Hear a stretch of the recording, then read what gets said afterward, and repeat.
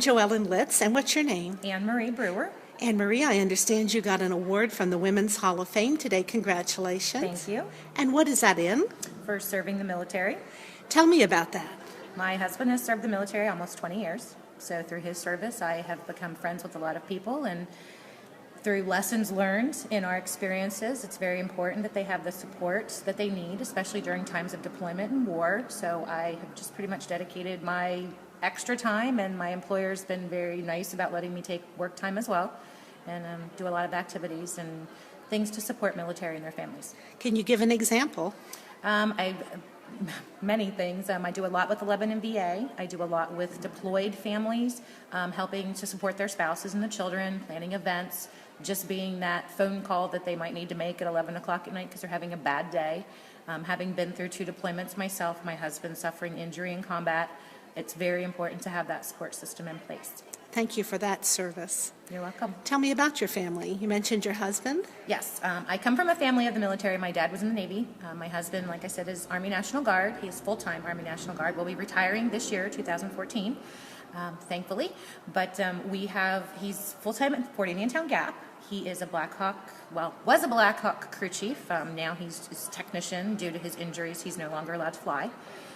But we live right off a post, and we're very active in everything involving the military.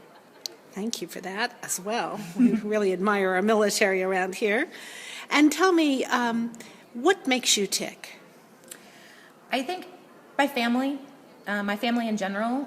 My husband and I do not have children, again, primarily as a result of his injury and as a result of the military service in general. We didn't think it was fair to raise children when a dad wouldn't be home probably half their life, young life at least, until he would be able to retire. So we have 7 nieces and nephews under the age of 10 that we thoroughly enjoy spoiling. And we were both very close to our parents. We're very fortunate to have families that get along. We all live in Lebanon County. Every one of us lives in Lebanon County. So I would have to say, hands down, my family.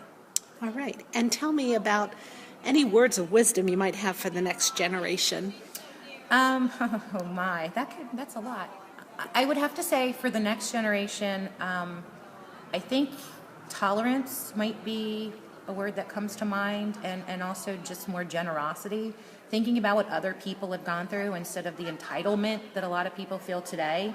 Like, just kind of take a step back and think about what others might have gone through. And like we've learned through my husband's injuries are all internal. So while we're very fortunate that he did not come back missing a limb, I'm going to try not to get emotional now. It's very difficult for people to understand when you can't see that injury. So probably just tolerance and just more patience with people, and to take a step back and think about what others may have been through that you don't realize. Thank you, and God bless. Thank you.